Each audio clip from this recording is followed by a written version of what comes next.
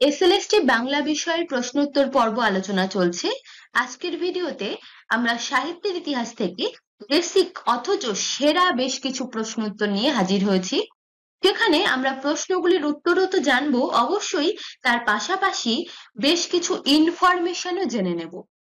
তো তোমরা যারা এই চ্যানেলে নতুন তারা অবশ্যই চ্যানেলটিকে দেখো, এর আগে অনেকগুলি ভিডিও দেওয়া হয়েছে, সেই ভিডিওগুলি তোমরা চ্যানেলে গিয়ে দেখতে পারবে, প্লেলিস্ট করে দেওয়া আছে।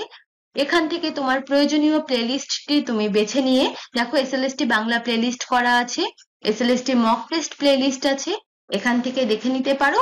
এবং অবশ্যই চ্যানেলে নতুন হলে চ্যানেলটিকে সাবস্ক্রাইব করে বেল আইকনে ক্লিক করে রেখো, যাতে নতুন ভিডিওর আপডেট সকলের আগে পেয়ে যেতে পারো। চলো আজকের ক্লাস শুরু করি।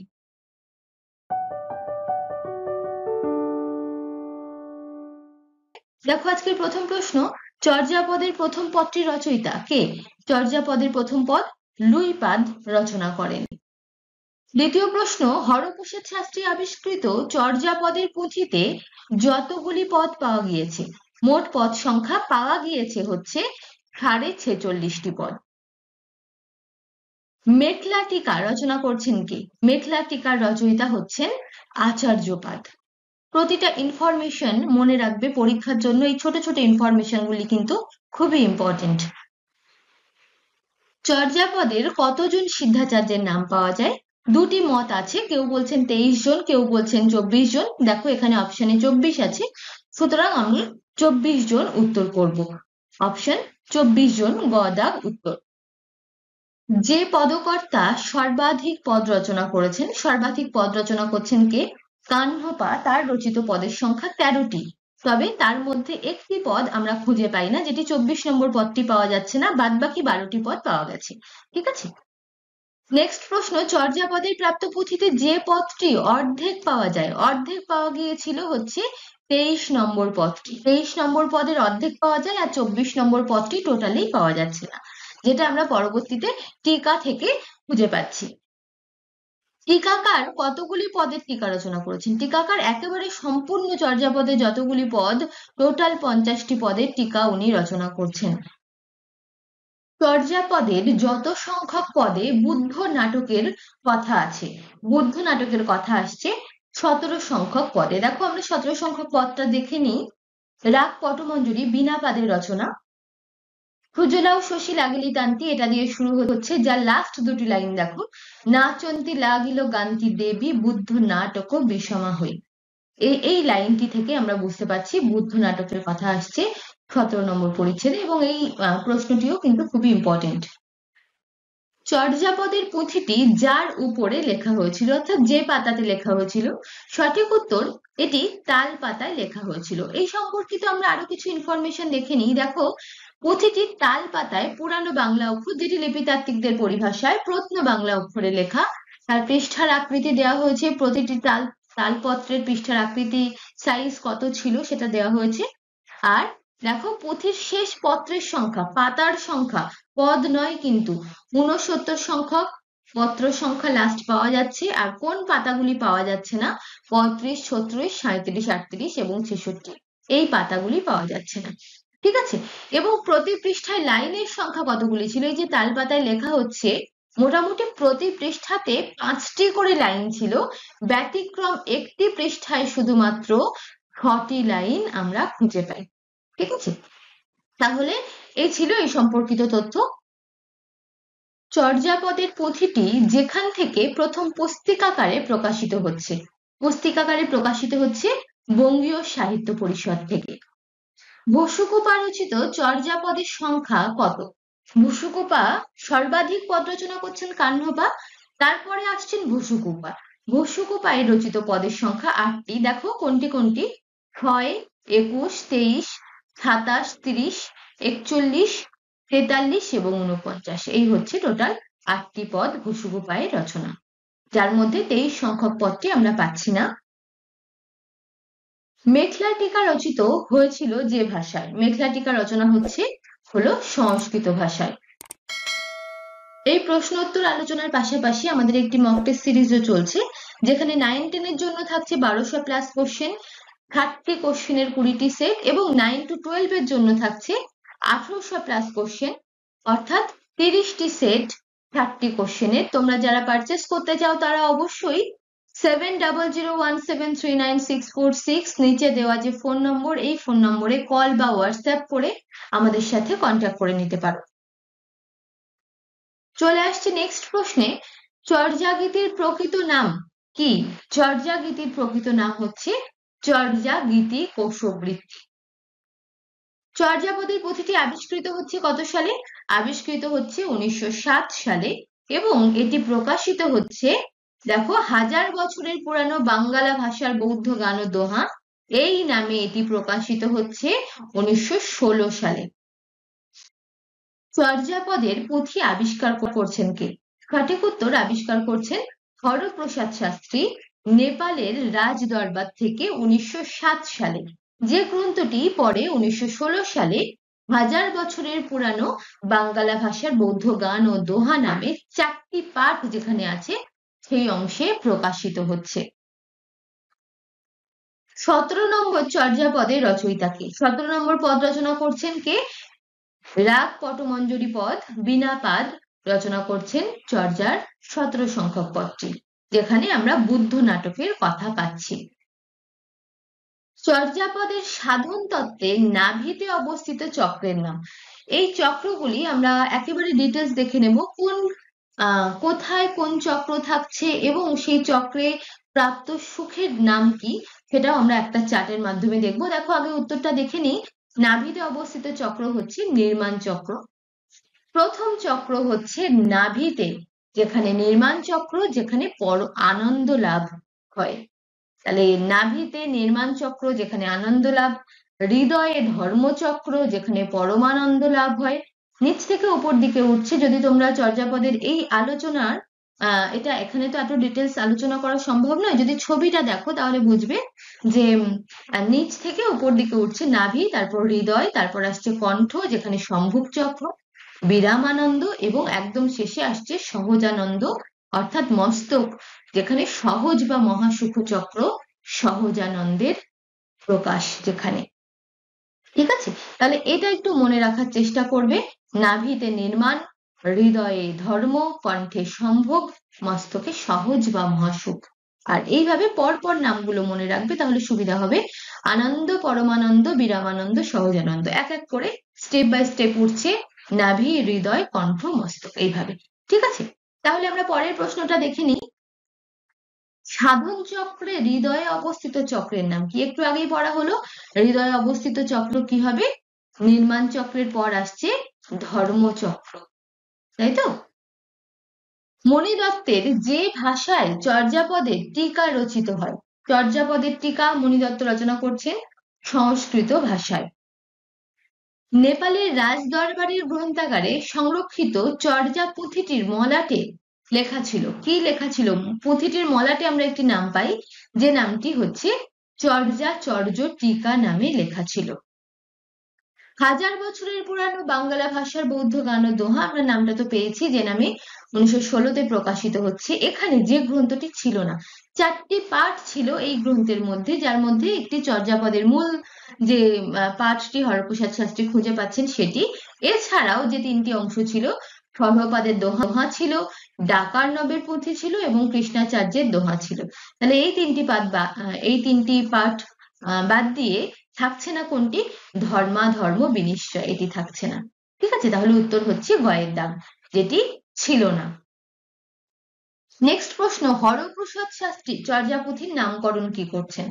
হরপ্রসাদ শাস্ত্রী আবিষ্কৃত যে চর্যাপদ, তার নামকরণ তিনি করছেন চর্যাচর্য বিনিশ্চয়। জফলা আছে, ঠিক আছে, চর্যাচর্য বিনিশ্চয়। আর চর্যাশ্চর্য বিনিশ্চয় নামকরণ করছেন, একটা তালবীয় চয়ের সাথে একটা তালবীয় যোগ হচ্ছে, চর্যাশ্চর্য বিনিশ্চয় নামকরণ প্রবোধ চন্দ্র বাগচি। একই নাম, শুধু একটা তালবীয় যোগ হচ্ছে আর একটা যোগ নেই, চর্যাচর্য বিনিশ্চয় আর চর্যাশ্চর্য বিনিশ্চয়। হরপ্রসাদ শাস্ত্রী আবিষ্কৃত চর্যাপদের টিকা রচনা করছেন কে? টিকা রচনা করছেন সংস্কৃত ভাষায় মণিদত্ত। চর্যাপদের যতগুলি পদের ভণিতায় কবির নাম পাওয়া যায়নি, কতগুলি পদ? 5টি পদের ভণিতায় আমরা কবির নাম পাই না। চর্যা পুঁথির আশ্চর্য চর্যাচয় নামকরণ কে করছেন? আশ্চর্য চর্যাচয় নামকরণ করছেন বিধু শেখর শাস্ত্রী। এই নামগুলো মনে রাখবে, কে কোন নামকরণটি করছেন, এগুলো কিন্তু খুবই গুলিয়ে যায়। ভালোভাবে কয়েকবার রিভিশন দেবে, দেখবে মনে থেকে যাবে নামগুলি। হরপ্রসাদ শাস্ত্রী আবিষ্কৃত চর্যা পুঁথির মলাটে আমরা পেয়েছি যে নাম লেখা ছিল চর্যাচর্য টিকা। সেই নামটি কি হরফে বা কোন হরফে লেখা ছিল? অবশ্যই সেটি নাগরী হরফ, কখনোই কিন্তু দেবনাগরী নয়, নাগরী হরফে লেখা ছিল। চর্যাপদের ভাষাকে হিন্দি বলে দাবি করছেন কে? এখানে যে চারটি অপশন আছে এর মধ্যে সঠিক উত্তর হচ্ছে বিজয়চন্দ্র মজুমদার। এছাড়াও আমরা আরো দুটি নাম পাই যারা চর্যা পদের ভাষাকে হিন্দি বলে দাবি করছেন। এক হচ্ছে ধর্মবীর ভারতী, আর এক হচ্ছে কাশী প্রসাদ জয়সওয়াল। তাহলে তিনজনের নাম আমরা পেলাম। হিন্দি বলে দাবি করছেন বিজয়চন্দ্র মজুমদার, ধর্মবীর ভারতী এবং কাশী প্রসাদ জয়সওয়াল। চর্যাপদকে মৈথিল ভাষার আদি নিদর্শন বলে দাবি করছেন কারা? হিন্দি তো পেলাম, মৈথিল দাবি করছেন হলো এর মধ্যে চারটি অপশনের মধ্যে সঠিক উত্তর জয়কান্ত মিশ্র। এছাড়াও মৈথিল বলে দাবি করছেন যারা, তাদের অনেকগুলি নাম আমরা পাচ্ছি। দেখো, জয়কান্ত মিশ্র, তাছাড়াও পাঁচকড়ি বন্দ্যোপাধ্যায়, রাহুল সংকৃত্যায়ন, জয়ধীরাজ সিংহ, পি.কে. জয়সওয়াল, এনারা প্রত্যেকেই এই চর্যাপদের ভাষাকে মৈথিল ভাষার আদি নিদর্শন বলে দাবি করছেন। চর্যাপদের ভাষাকে হিন্দি বলে দাবি করেননি যিনি, দেখো তিনটি নাম আমরা অলরেডি পেয়ে গেছি যারা হিন্দি বলে দাবি করছেন, বিজয়চন্দ্র মজুমদার, ধর্মবীর ভারতী এবং কাশী প্রসাদ জয়সওয়াল। এনাদের মতে চর্যার ভাষা হিন্দি। তাহলে বাদ যাচ্ছেন কি? রাহুল সংকৃত্যায়ন, এবং রাহুল সংকৃত্যায়ন আমরা পেলাম যে ইনি চর্যার ভাষাকে মৈথিল বলে দাবি করছেন, তাই না? মৈথিলি ভাষা। তাহলে উত্তর হচ্ছে কয়ের দাগ। নেক্সট প্রশ্ন, চর্যা গীতির ভাষা যে বাংলা তা নিশ্চিত করেছিলেন কে? একেবারে নিশ্চিত করছেন সুনীতি কুমার চট্টোপাধ্যায়। চর্যাপদের যে ভাষার উত্তরাধিকার সবচেয়ে দুর্বল? চর্যাপদের ভাষা দেখো বিভিন্ন জন বিভিন্ন ভাষার বলে দাবি করছেন, কিন্তু সব থেকে দুর্বল যে দাবি সেটি হচ্ছে ওড়িয়া ভাষার দাবি। তাহলে উত্তর ওড়িয়া।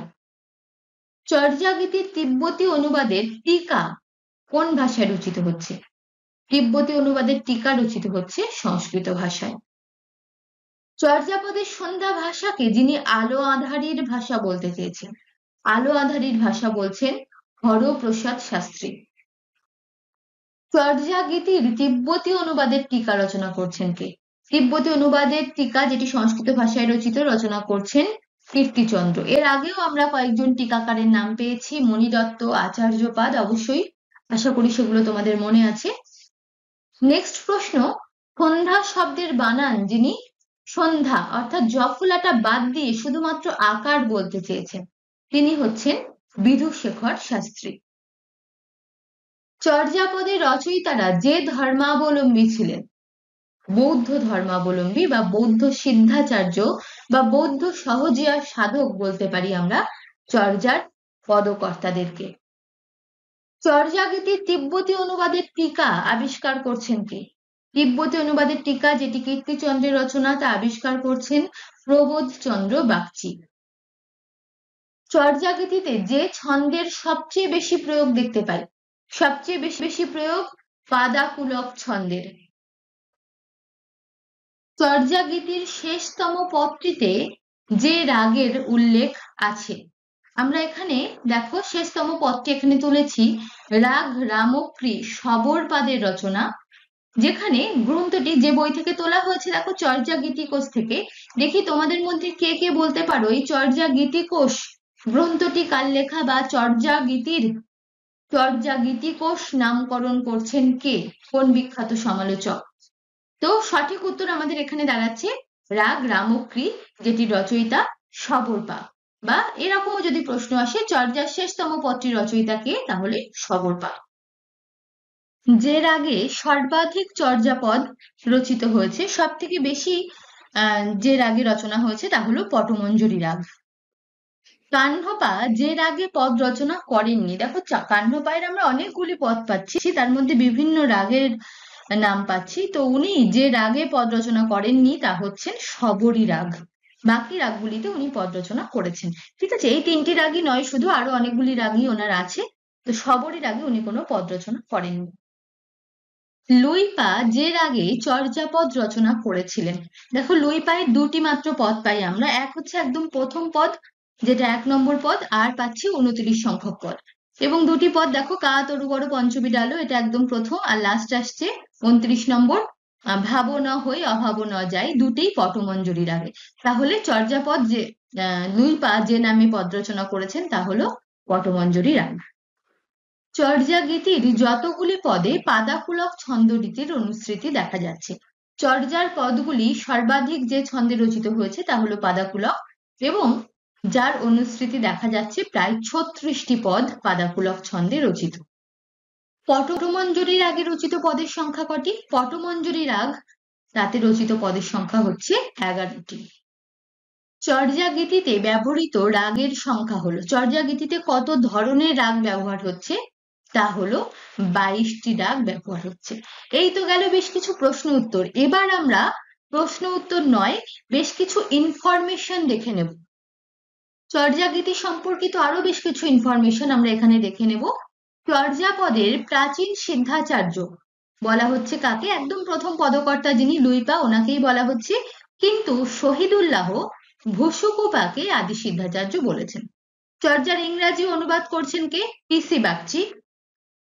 এছাড়াও সুকুমার সেনের মতে আমরা কাহ্ন নামের বা কাহ্ন পায়ের অনেকগুলি পদ পাচ্ছি, প্রায় 13টি পদ, যার মধ্যে একটি পদ পাওয়া যাচ্ছে না। যাই হোক, তো সুকুমার সেন বলছেন কাহ্ন নামধারী কবির সংখ্যা অন্তত 2 জন, কারণ তার লেখার ধরন দেখে উনি ভাবছেন যে 2 ধরনের লেখা আমরা এখানে পাচ্ছি। তো যাই হোক, সুকুমার সেন এটা মনে করছেন।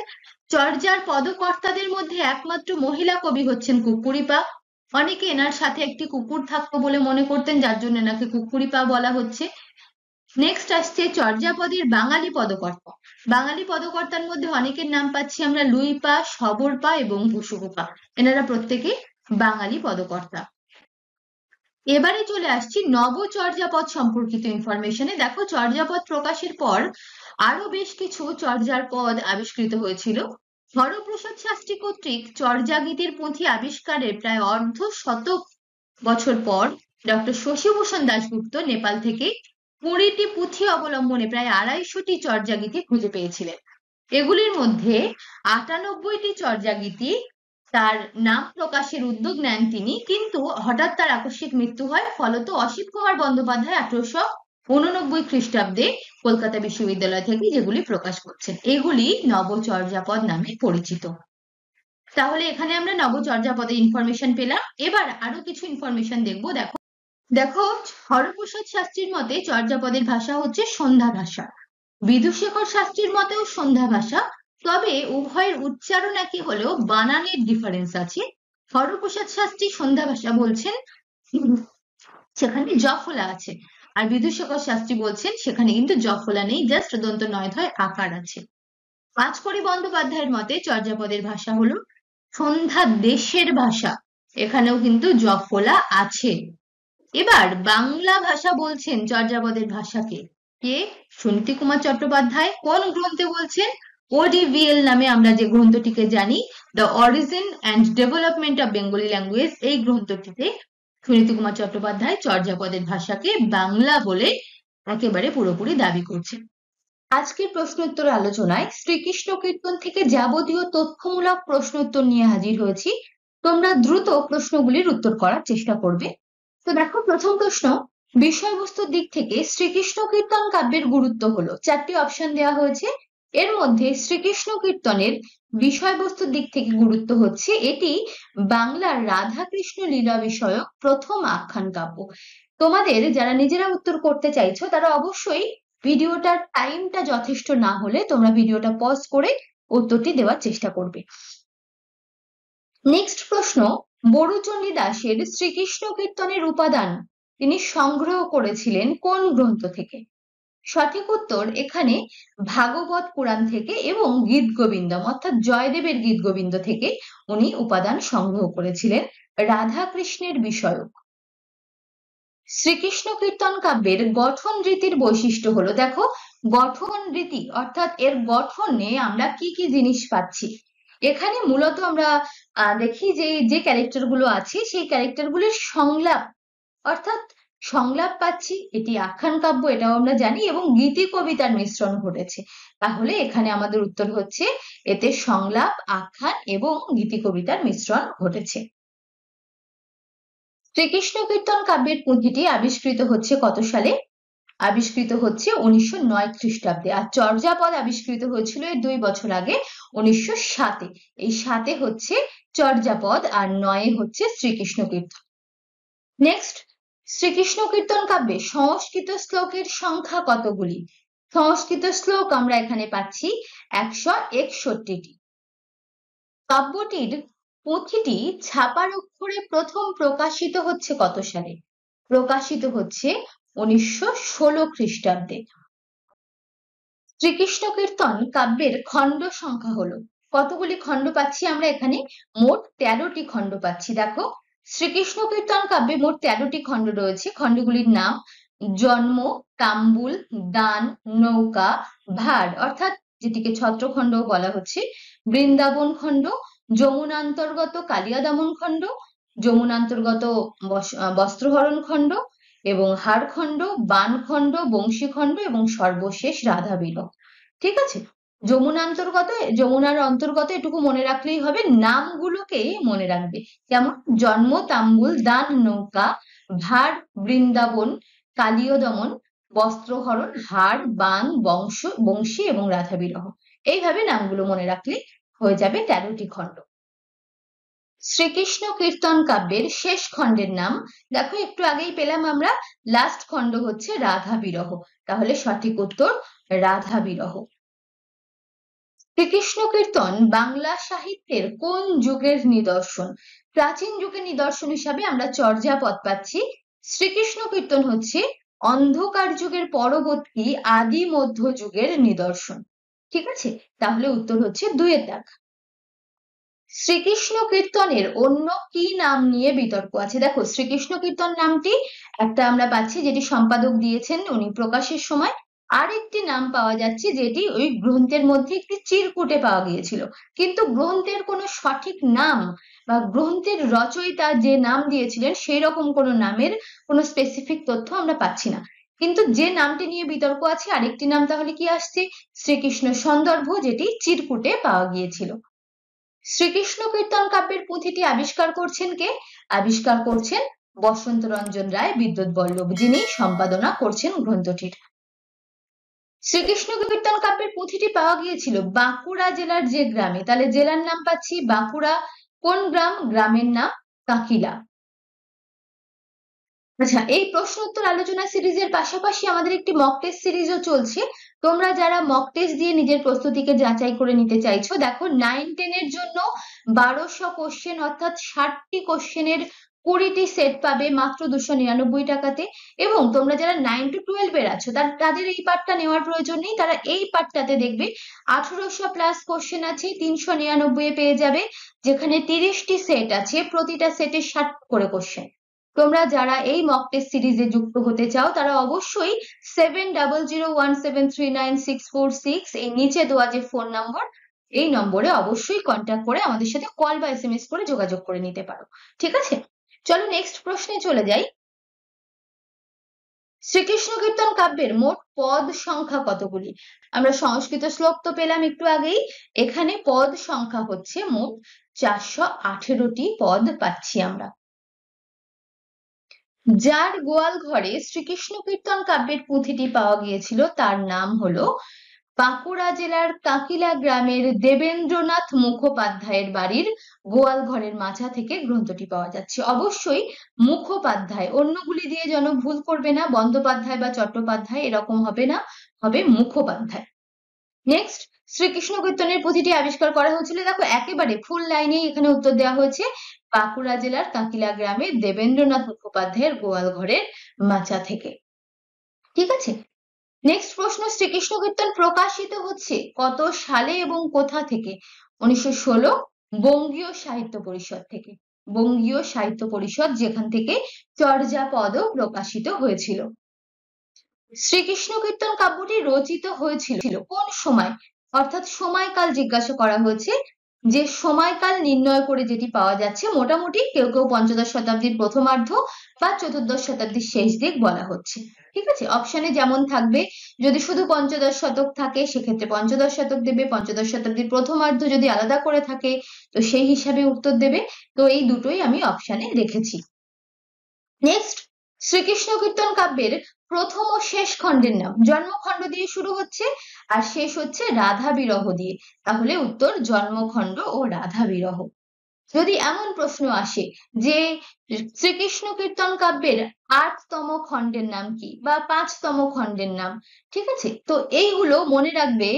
একটু আগেই আমি খণ্ডগুলোর নাম একসাথে দেখালাম তোমাদের, নামগুলো একটু পরপর মনে রাখার চেষ্টা করবে, যাতে যদি কোনো খণ্ড সংখ্যা দিয়ে বলে যে নাম কি হবে সেটি যাতে আইডেন্টিফাই করতে পারো। ঠিক আছে, অবশ্যই ওটা একটু খেয়াল করে পড়ে নেবে এর সাথে।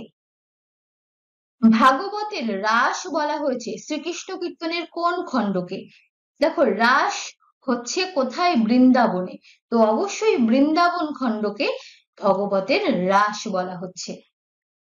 শ্রীকৃষ্ণ কীর্তনের কবিকে কোন কোন নামে পাওয়া যাচ্ছে? আমরা 3 ধরনের ভণিতা পাচ্ছি, যেখানে 1 উনি নিজেকে বড়ু চণ্ডীদাস বলছেন, 2 শুধু চণ্ডীদাস বলছেন, আর একটি বলছেন অনন্ত বড়ু চণ্ডীদাস। তাহলে এই 3টি নামে আমরা ওনাকে পাচ্ছি এই গ্রন্থে। নেক্সট, শ্রীকৃষ্ণ কীর্তন কাব্যের নারদ চরিত্রটিকে পাওয়া যাচ্ছে কোন খণ্ডে? নারদ চরিত্রটিকে পাওয়া যাচ্ছে জন্মখণ্ডে। শ্রীকৃষ্ণ কীর্তন কাব্যের যে যে ছন্দের প্রয়োগ দেখা যায়, কি কি ছন্দের প্রয়োগ দেখা যাচ্ছে এখানে? আমরা যে অপশনগুলি দেওয়া আছে এর মধ্যে পয়ার ও ত্রিপদী ছন্দ, তার প্রয়োগ আমরা শ্রীকৃষ্ণ কীর্তনে দেখতে পাচ্ছি। রাগ তাল নয় কিন্তু, যেমন চর্যাপদের ক্ষেত্রে আমরা পাদাকুলক ছন্দ পাচ্ছি, শ্রীকৃষ্ণ কীর্তনে পয়ার ত্রিপদী পাচ্ছি। শ্রীকৃষ্ণ কীর্তন কাব্যের যে খণ্ডটিকে পণ্ডিতেরা প্রক্ষিপ্ত বলে মনে করছেন, দেখো প্রক্ষিপ্ত বলে মনে করছেন একেবারে শেষ খণ্ডটিকে, রাধা বিরহ খণ্ডটিকে, আবার কেউ কেউ এই রাধা বিরহ খণ্ডটিকেই শ্রীকৃষ্ণ কীর্তন কাব্যের শ্রেষ্ঠ খণ্ডের আখ্যা দিচ্ছেন। ঠিক আছে, তাহলে প্রক্ষিপ্তও বলা হচ্ছে রাধা বিরহকে, শ্রেষ্ঠ খণ্ডও বলা হচ্ছে রাধা বিরহকে। নেক্সট, কেনা বাঁশি বায়ে বড়াই কালিনী নৈকুলে। বাঁশি বায়ে, বাঁশি বাজানোর কথা বলা হচ্ছে, কোন খণ্ডে আছে এটি? বংশী খণ্ডের অন্তর্গত। শ্রীকৃষ্ণ কীর্তন নামটি কে দিচ্ছেন? যিনি সম্পাদনা করছেন, আমরা গ্রন্থে একটি চিরকুট পাচ্ছি যেখানে শ্রীকৃষ্ণ সন্দর্ভ লেখা থাকছে, কিন্তু সম্পাদক অর্থাৎ যিনি গ্রন্থটি খুঁজে পেয়েছিলেন এবং সম্পাদনা করছেন অর্থাৎ বসন্ত রঞ্জন রায় বিদ্যুৎ বল্লভ, উনি শ্রীকৃষ্ণ কীর্তন নামটি দিচ্ছেন। কবি বড়ু চণ্ডীদাসের উপাস্য দেবতা হলেন। বড়ু চণ্ডীদাসের উপাস্য দেবতার নাম আমরা এই গ্রন্থে পাচ্ছি দেবী বাসুলী। এই বাসুলী দেবীকে কেউ কেউ মা কালী, আবার কেউ কেউ দেবী সরস্বতী হিসাবে উল্লেখ করেছেন, তো আমরা বাসুলী দেবীর নাম পাচ্ছি। ঠিক আছে, এটা কনফার্ম, উত্তর হচ্ছে 1-এর দাগ। শ্রীকৃষ্ণ কীর্তন কাব্যের আমরা যে নদীর নাম উল্লেখ পাচ্ছি, দেখো 4টি অপশন আছে, বৃন্দাবনের সাথে সাথেই আমরা যে নদীর নাম পাই তা হলো যমুনা নদী, তো এখানে অপশনের মধ্যে যেগুলি আছে তার মধ্যে আমরা যমুনা নদীর নাম পাচ্ছি। মধ্যযুগের মোট কতজন চণ্ডীদাসের অস্তিত্বের কথা জানা যাচ্ছে? দেখো, চণ্ডীদাসের অস্তিত্ব আমরা 4 জন মোট চণ্ডীদাসের অস্তিত্ব পাচ্ছি। 1 হচ্ছেন বড়ু চণ্ডীদাস, 2 হচ্ছেন সহজিয়া সাধক বা রামী চণ্ডীদাস, 3 হচ্ছেন দীন চণ্ডীদাস, আর 4 হচ্ছেন পদাবলীর চণ্ডীদাস। তো এই 4 জন চণ্ডীদাসের অস্তিত্ব আমরা পাচ্ছি। নেক্সট, শ্রীকৃষ্ণ কীর্তন কাব্যের বিষয়বস্তু কি? বিষয়বস্তু হচ্ছে কৃষ্ণের জীবন কথা নয়, লৌকিক কাহিনী অবশ্যই, কিন্তু শুধুমাত্র বিষয়বস্তু লৌকিক কাহিনী নয়, বিষয়বস্তু হচ্ছে রাধা কৃষ্ণের প্রেমলীলা। ঠিক আছে, শ্রীকৃষ্ণ কীর্তন কাব্যটি মূলত কি ধরনের? এটি মূলত উক্তি প্রত্যুক্তিমূলক। আমরা প্রত্যেকের কথোপকথন এক একটি পদের মধ্যে দিয়ে দেখতে পাচ্ছি, তো এই গ্রন্থটি অবশ্যই উক্তি প্রত্যুক্তিমূলক। শ্রীকৃষ্ণ কীর্তন কাব্যে দেখো, একটু আগেই আমি তোমাদেরকে বলেছিলাম যদি এমন প্রশ্ন আসে কততম খণ্ড বা কোনো একটি খণ্ডের নাম দিয়ে বলা হলো এই খণ্ডটি কততম খণ্ড, বা খণ্ডের সংখ্যা দিয়ে বলা হলো এটি কোন খণ্ড, এই ধরনের প্রশ্ন কিন্তু আসতে পারে। তো 12তম খণ্ড হচ্ছে একদম লাস্টের আগেরটা, অর্থাৎ বংশী খণ্ড। শ্রীকৃষ্ণ কীর্তন কাব্যে দুটি চরিত্র, মেন চরিত্র আমরা তিনজনকে পাচ্ছি, রাধা কৃষ্ণ এবং বড়াই। তো রাধা কৃষ্ণের প্রেম লীলা এবং যেখানে দুটির ভূমিকা পালন করছেন বড়াই বা বড়াই। ঠিক আছে, তাহলে উত্তর 2। নেক্সট, যে চরিত্রটি শ্রীকৃষ্ণ কীর্তন কাব্যে নেই, তিনটি চরিত্র মেন, রাধা কৃষ্ণ এবং বড়াই। দেখো নামগুলো একটু ঘুরিয়ে দেওয়া হয়েছে, কানাই হচ্ছে কৃষ্ণের নাম, রাই হচ্ছে রাধার নাম, বড়াই হচ্ছে বড়াইয়ের নাম। তাহলে বাদ যাচ্ছে বা কোন চরিত্রটি নেই সেটি হচ্ছে চন্দ্র। তাহলে উত্তর হচ্ছে 4-এর দাগ। রাধার কে হন বড়াই?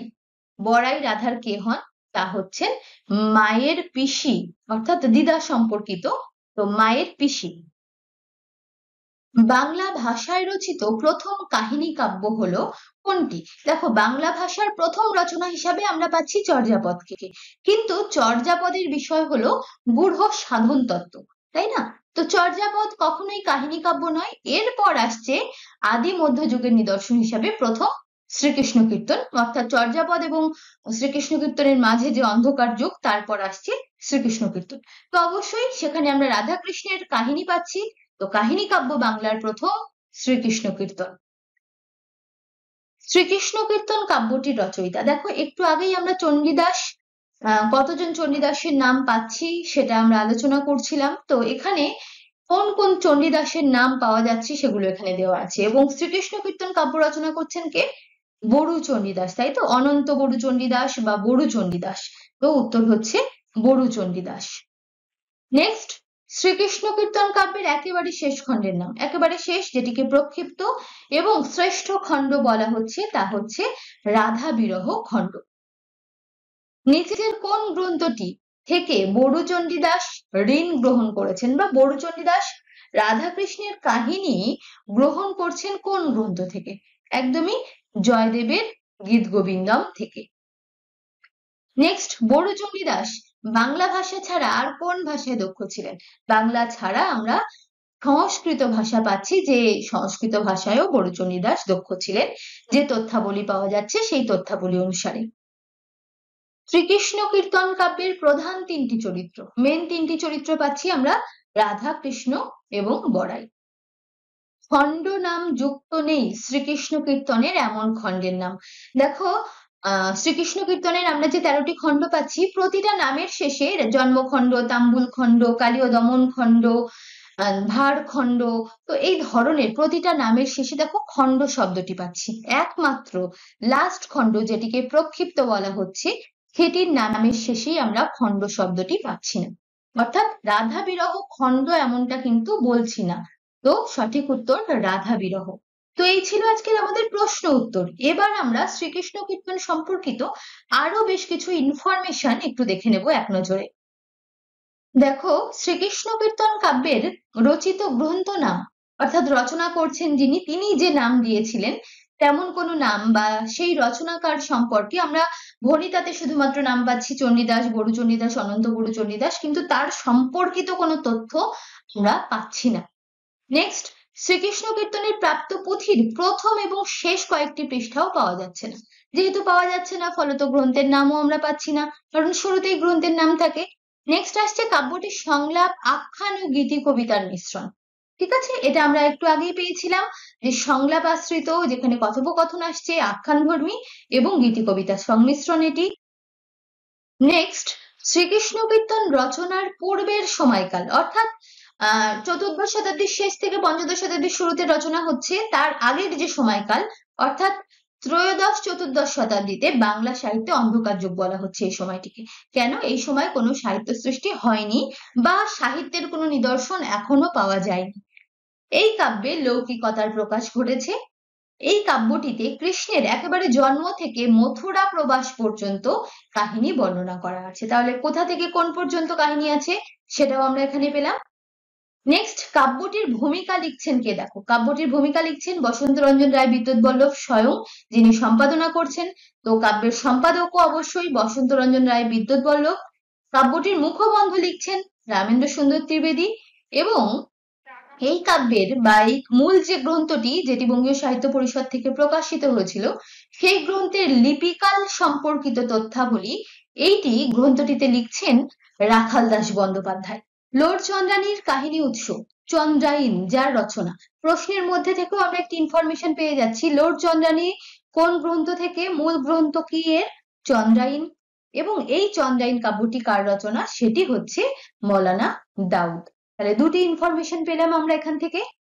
নেক্সট, চন্দ্রায়ণ যে ভাষায় রচিত হয়েছিল, অর্থাৎ মৌলানা দাউদের চন্দ্রায়ণ রচিত হয়েছিল হিন্দি ভাষায়। এবং এই গ্রন্থটির সময়কাল, মূল গ্রন্থ চন্দ্রায়ণ কাব্যের সময়কাল ছিল 1380 সাল। এবং পরবর্তীতে আমরা জানি যে লোড চন্দ্রানী কাব্যটি শুধুমাত্র চন্দ্রায়ণ কাব্য থেকে নেওয়া হয়নি, আরো একটি কাব্য থেকে কাহিনী গ্রহণ করা হয়েছিল। তো সেই কাব্যটির রচনাকাল আমরা পাবো প্রায় 100 বছর পরে। তো যাই হোক, পরের প্রশ্নে চলে আসি। দৌলত কাজী যে সময়কালে লোড চন্দ্রানী রচনা করছেন, লোড চন্দ্রানীর রচনা কাল হচ্ছে 1335 থেকে 38 খ্রিস্টাব্দ। দৌলত কাজী যার রাজত্বকালে লোড চন্দ্রানী ও সতী ময়না কাব্যটি রচনা করেন। লোড চন্দ্রানী সতী ময়না রচনা দৌলত কাজীর সময়কাল হলো রাজা সুধর্মার সময়। দৌলত কাজী যার নির্দেশে লোড চন্দ্রানী ও সতী ময়না কাব্যটি রচনা করছেন, নির্দেশে আশরাফ খানের নির্দেশে রচনা করছেন। দৌলত কাজী যে সুফি সম্প্রদায়ের লোক ছিলেন, উনি চিস্তি সম্প্রদায়ের লোক ছিলেন, চিস্তি সম্প্রদায়, ঠিক আছে। ময়নাবতীর কাহিনী উৎস ময়নাসৎ যিনি রচনা করেন। আমরা জানি যে লোড চন্দ্রানী ও সতী ময়না কাব্যের দুটি উৎস আমরা পাই, এক চন্দ্রায়ণ এবং দুই হচ্ছে ময়নাসৎ। তো চন্দ্রায়ণ কাব্য রচনা করছেন কে সেটি আমরা একটু আগে জেনেছি। এবার ময়নাসৎ কাব্য রচনা করছেন হলো সাধন। এছাড়াও আমরা কিছু ইনফরমেশন এখানে দেখে নিই। দেখো, দৌলত কাজীর তাহলে কাব্যের উৎস দুটি আমরা পেলাম, এক হচ্ছে মোল্লা দাউদ এবং সাধনের এই দুটি গ্রন্থ ময়নাসৎ এবং চন্দ্রায়ণ। এছাড়াও দৌলত কাজী তার কাব্যের বর্ণনায় দাউদের অল্প বিস্তর প্রভাব থাকলেও বামন নিধন কৌশলটি, অর্থাৎ চন্দ্রানীর যে স্বামী তার নিধনের কৌশলটি দৌলত কাজীর নিজস্ব সংযোজন, এবং শুধুমাত্র বামনকে শুধু পরাজিত করেই তিনি ক্ষান্ত হননি, তার মৃত্যুও এই কাব্যে তিনি ঘটিয়েছেন। তো এই ঘটনাগুলি আমরা এক্সট্রা হিসাবে পাচ্ছি মোল্লা দাউদের রচনাতে, যেটা আমরা পাই না, আমরা পাচ্ছি দৌলত কাজীর রচনাতে। ময়নাসৎ যে ভাষায় রচিত হয়েছিল, ময়নাসৎ, সাধনের ময়নাসৎ হিন্দি ভাষায় রচিত ছিল। ময়নাসৎ বা মৈনাকোসৎ কাব্যটি যে সময় রচিত হয়েছিল, চন্দ্রায়ণ কাব্যের প্রায় 100 বছর পর। তো সময়কালটি হচ্ছে 1480, আর চন্দ্রায়ণ ছিল 1380। এই প্রশ্ন উত্তর পর্ব আলোচনার পাশাপাশি আমাদের একটি মক টেস্ট সিরিজও চলছে। তোমরা যারা এই মক টেস্ট সিরিজে অংশগ্রহণ করতে চাও, দেখো 9-10 এর জন্য প্রায় 1200 প্লাস কোশ্চেন আছে, যে কোশ্চেনের মাধ্যমে তোমরা নিজেকে যাচাই করে নিতে পারো মাত্র 299 টাকায়। এখানে 20টি সেট আছে 60টি কোশ্চেনের।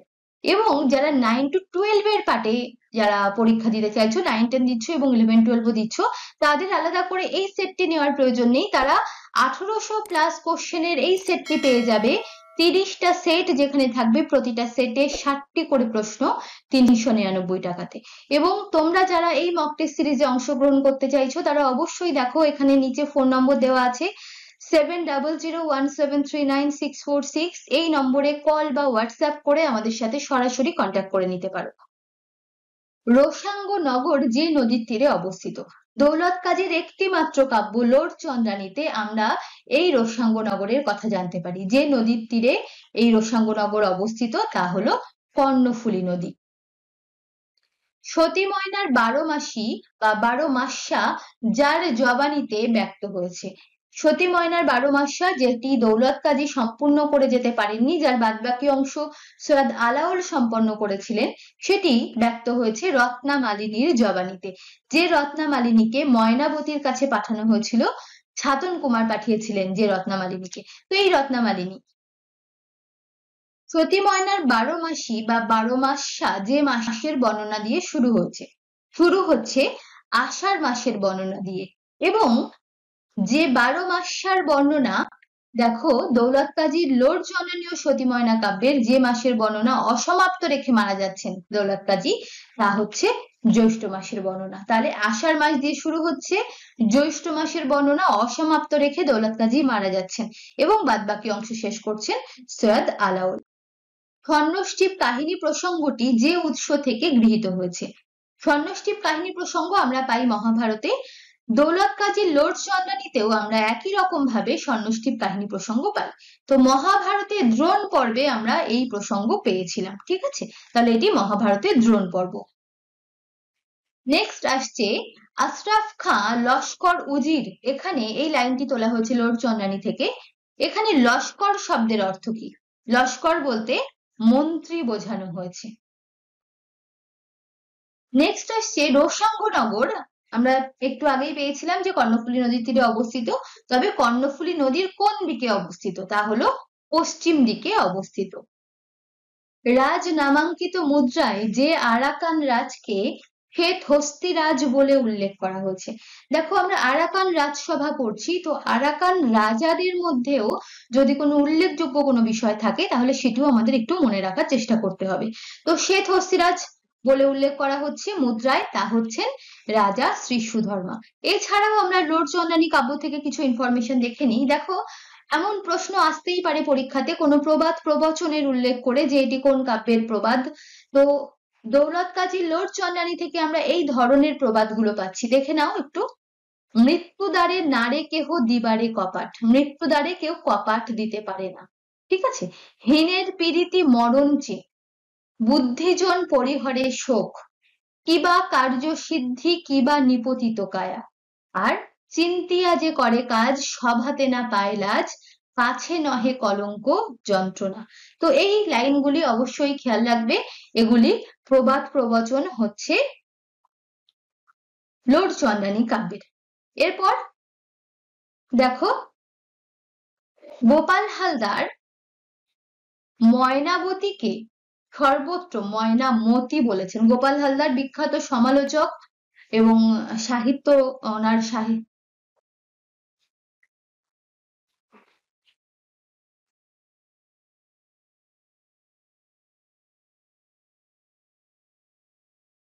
গোপাল হালদার ময়নাবতীকে সর্বত্র ময়নামতি বলেছেন। আমরা লোড চন্দ্রানী কাব্য যখন পড়ছি দেখবে ময়নাবতী আছে, কোথাও মতি নয়, কিন্তু গোপাল হালদার বিখ্যাত সমালোচক, ইনি বলছেন ময়নামতি। ঠিক আছে, ওনার সাহিত্যের ইতিহাস গ্রন্থ আছে এবং সেখানে উনি বারে বারে ময়নাবতীকে ময়নামতি বলেছেন। এছাড়া সাহিত্য বিশারদ আব্দুল করিমের মতে কবি 1600 খ্রিস্টাব্দে জন্মগ্রহণ করছেন, দৌলত কাজী সম্পর্কে বলা হচ্ছে। ঠিক আছে, আর সাহিত্য বিশারদ আব্দুল করিম এই গ্রন্থটিকে অর্থাৎ লোড চন্দ্রানী গ্রন্থটিকে 3টি খণ্ডে নামকরণ করেছেন। এক হচ্ছে পরিচয় খণ্ড, যেখানে আমরা লোড এবং চন্দ্রানীর পরিচয় হতে দেখছি। দ্বিতীয় হচ্ছে বিরহ খণ্ড এবং সবশেষে হচ্ছে মিলন খণ্ড, প্রত্যেকের মিলন হচ্ছে উইথ ময়নাবতী। তো যাই হোক, এই 3টি খণ্ডে সাহিত্য বিশারদ আব্দুল করিম উনি আরাকান রাজসভার এই লোড চন্দ্রানী কাব্যটিকে ভাগ করছেন। ঠিক আছে, এবারে চলে আসি আমরা সৈয়দ আলাউল প্রসঙ্গে। দেখো যার আদেশে আলাউল সাইফুল মুলুক বদিউজ্জামান রচনা করছেন সাইফুল মুলুক বদিউজ্জামান, উনি মাগন ঠাকুরের আদেশে। নেক্সট আসছে এই সাইফুল মুলুক বদিউজ্জামান গ্রন্থটি যে সালে রচনা শুরু হচ্ছে, এই গ্রন্থটির আমরা রচনা শুরুর সময় এবং সমাপ্তের সময় আলাদা পাই। তো গ্রন্থটি অবশ্যই রচনা শুরুর সময় হচ্ছে 1858 এবং গ্রন্থটি সমাপ্ত হচ্ছে, দেখো সাইফুল মুলুক বদিউজ্জামান কাব্যটি যে সালে রচনা সমাপ্ত হয় তা হলো 1669। মানে আমরা যে সময়কাল পাচ্ছি সেটা হলো 1658 থেকে 70-এর মধ্যে উনি রচনা করেছিলেন, তো এখানে 1669। নেক্সট দেখো এই সম্পর্কিত আরো কিছু ইনফরমেশন। সাইফুল মুলুক বদিউজ্জামান এই গ্রন্থটির উৎস ইসলামী রোমান্টিক কাহিনী থেকে নেওয়া হয়েছে এবং এটি মাগন ঠাকুরের অনুরোধে রচনা করা হচ্ছে। যে অমাত্য পদ্মাবতী কাব্য রচনার আদেশ দিয়েছিলেন, পদ্মাবতী কাব্য রচনা, পদ্মাবতী যেটি ওনার শ্রেষ্ঠ কাব্য এবং প্রথম কাব্য, সেটির রচনার আদেশ দিচ্ছেন মাগন ঠাকুর। এই রচনাটিকে দেখো ইতিহাসাশ্রিত রোমান্টিক প্রেম কাব্য বলা হচ্ছে এবং সাধু ভাষায় পয়া ত্রিপদী ছন্দে আলাওল পদ্মাবতী কাব্য রচনা করছেন। ঠিক আছে, তো পাশাপাশি ইনফরমেশন গুলিও অবশ্যই মনে রাখবে। নেক্সট আসছে আলাওল যে রোসাঙ্গ রাজের আমলে পদ্মাবতী কাব্য রচনা করছেন হলো উনি থদমিন্তারের সময়। তো থদমিন্তার অর্থাৎ গয়ের দাগ উত্তর। যার আদেশে আলাওল তোহফা গ্রন্থটি রচনা করছেন, দেখো যার আদেশে বা নির্দেশে রচনা করছেন তা হলো সোলায়মান। এবং এই গ্রন্থটির মূল উৎস দেখে নিই আমরা। এর মূল উৎস হচ্ছে শেখ রুসুফের তুহফাতুন্নেসা নামক ফরাসি নীতিকাব্য, অর্থাৎ মূল গ্রন্থটি একটি ফরাসি গ্রন্থ। যদি বলা হয় তোহফা গ্রন্থটি কোন গ্রন্থ থেকে অনুবাদ করা, তার মূল ভাষা কি, তা হলো ফার্সি বা ফরাসি। এরপর আসছে মোহাম্মদ সুলেমানের নির্দেশে রচিত হচ্ছে এটি, এবং এই গ্রন্থটি তোহফা আলাওলের তোহফা গ্রন্থটি একটি মুসলমান সমাজের নীতিকথা বিষয়ক গ্রন্থ। তাহলে যদি প্রশ্ন আসে সৈয়দ আলাওলের নীতিকথা বিষয়ক গ্রন্থ কোনটি, তারও উত্তর হবে তোহফা। তোহফা গ্রন্থটি যে সালে রচিত হয়েছিল, দেখো রচিত হয়েছিল মূলত 1663-64 মধ্যে। তো 63 অপশনে নেই, 64 আছে, তো আমরা অবশ্যই 64 উত্তর দেব। 1664 সালে তোহফা গ্রন্থটি রচিত হয়েছে। নেক্সট, হপ্তপয়কর কাব্যটি যার আদেশে রচনা করা হয়েছে। হপ্তপয়কর রচনা হচ্ছে সৈয়দ মোহাম্মদের আদেশে। আলাওল যার আদেশে সাইফুল মুলুক বদিউজ্জামাল কাব্যটি সমাপ্ত করছেন। উনি শুরু করেছিলেন কার আদেশে? মাগন ঠাকুরের আদেশে, এবং শেষ করছেন সৈয়দ মুসার আদেশে। তাহলে দুটি নাম আমরা সাইফুল মুলুক বদিউজ্জামালের সাথে পাচ্ছি, শুরু মাগন ঠাকুর এবং শেষ হচ্ছে সৈয়দ মুসা। আলাওল পদ্মাবতী কাহিনী যার কাব্য থেকে গ্রহণ করেছেন, অর্থাৎ পদ্মাবতীর মূল কাব্য বা মূল গ্রন্থ কোনটি? জায়সির পদমাবত গ্রন্থ থেকে নেওয়া হয়েছে। ঠিক আছে, যার কাব্য প্রশ্ন করেছে যার জন্য এখানে জায়সি দেওয়া হয়েছে, মূল গ্রন্থের নাম হলো পদমাবত। এবার আমরা সৈয়দ আলাওল সম্পর্কে আরো কিছু ইনফরমেশন জেনে নেব। দেখো, সৈয়দ আলাওলের প্রথম রচনা হচ্ছে পদ্মাবতী। ওনার যদি শ্রেষ্ঠ গ্রন্থ বা শ্রেষ্ঠ কাব্য বলা হয় সেটিও অবশ্যই পদ্মাবতী হবে। এবং এই পদ্মাবতী কাব্যটির ইংরেজি অনুবাদ কে করছেন? গ্রিয়ারসন এবং সিরেফ। তাহলে এই তিনটি ইনফরমেশন অবশ্যই মনে রাখবে পদ্মাবতী সম্পর্কিত। নেক্সট আসছে সপ্তপয়কর। সপ্তপয়করের মূল উৎস হচ্ছে নেজামি সমরকন্দের সপ্তপয়কর। এই সপ্তপয়কর গ্রন্থটি আরো একটি নামে পরিচিত, তা হলো হপ্তপয়কর। তো দুটো নাম খেয়াল রাখবে। সপ্তপয়কর গ্রন্থটি আরবি থেকে অনুবাদ করা, অর্থাৎ মূল গ্রন্থ নেজামি সমরকন্দের মূল গ্রন্থটি আরবি। তোহফা এই গ্রন্থটির উৎস হলো শেখ রুসুফের তুহফাতুন্নেসা নামক একটি ফরাসি নীতিকাব্য, অর্থাৎ মূল গ্রন্থ ফরাসি এবং এটি একটি নীতিকাব্যমূলক গ্রন্থ। নেক্সট হচ্ছে তোহফা আরাকান রাজের মহামাত্র সুলেমানের নির্দেশে রচনা করা হয়েছিল। এছাড়া সেকেন্ডার নামা, যেখানে আমরা আলেকজান্ডারের কথা পাই, এই সেকেন্ডার নামা অর্থাৎ সিকান্দার আলেকজান্ডার সম্পর্কিত ঘটনা, এটি নেজামি সমরকন্দের ইস্কান্দার নামা মূল গ্রন্থ ফরাসি, সেখান থেকে অনুবাদ করা হয়েছে। বিদ্যাপতিকে অভিনব জয়দেব আখ্যা কে দিয়েছিলেন? দেখো, আমরা কিছু ইনফরমেশন দেখে নিই। বিদ্যাপতিকে অভিনব জয়দেব কে দিয়েছিলেন আখ্যা? শিবসিংহ দিয়েছিলেন। কেন দিয়েছিলেন? কারণ বিদ্যাপতির কাব্যে জয়দেবের গীতগোবিন্দমের লেখক জয়দেব, তো তার কাব্যের প্রভাব আছে। কি প্রভাব আছে? বিশেষত রাধা চরিত্র নির্মাণে জয়দেবের প্রভাব লক্ষণ করা যায়। সেই জন্য বিদ্যাপতিকে অভিনব জয়দেব, মানে জয়দেবেরই এক অভিনব রূপ হিসাবে চিহ্নিত করা হচ্ছে। কে বলছেন এটি? শিবসিংহ বলছেন। তাহলে শিবসিংহ অভিনব জয়দেব বলছেন, এবং কি কারণে বলছেন সেটাও আমরা জেনে গেলাম। নেক্সট প্রশ্ন, চতুরঙ্গ উপন্যাসের পূর্ব নাম কি ছিল? চতুরঙ্গ রবীন্দ্রনাথ ঠাকুরের যে চতুরঙ্গ, যার পূর্ব নাম ছিল দামিনী। এবং চতুরঙ্গের পাশাপাশি আমরা এই সম্পর্কিত বেশ কিছু ইনফরমেশনও জেনে নেব। দেখো, 1916 সালে চতুরঙ্গ প্রকাশিত হচ্ছে। এটি মূলত একটি রাজনৈতিক উপন্যাস, এটাও মনে রাখবে, যেখানে হিন্দু মুসলিম সম্প্রদায়ের মধ্যেকার সম্পর্ক এবং জাতিগত বিভেদ নিয়েও আলোচনা করা হয়েছে। সাধু ভাষায় রচিত শেষ উপন্যাস এটি রবীন্দ্রনাথের, এবং এর পূর্ব নাম ছিল দামিনী। যেখানে উপন্যাসের নাম চতুরঙ্গ, অর্থাৎ এখানে আমরা 4টি অঙ্গ দেখতে পাই, যে 4টি অঙ্গের নাম জামাই, শচীশ, দামিনী এবং শ্রীবিলাস। উপন্যাসটি 1916 সালে সবুজ পত্র নামক পত্রিকায় প্রকাশিত হয়েছিল। তাহলে চতুরঙ্গের পাশাপাশি আমরা ইনফরমেশন গুলো চতুরঙ্গ সম্পর্কিত জেনে নিলাম। নিচের কোন গ্রন্থটি ঢাকা থেকে প্রকাশিত হয়েছিল? দেখো, 4টি অপশন দেওয়া আছে, নিশ্চয়ই বুঝতে পেরে গেছো।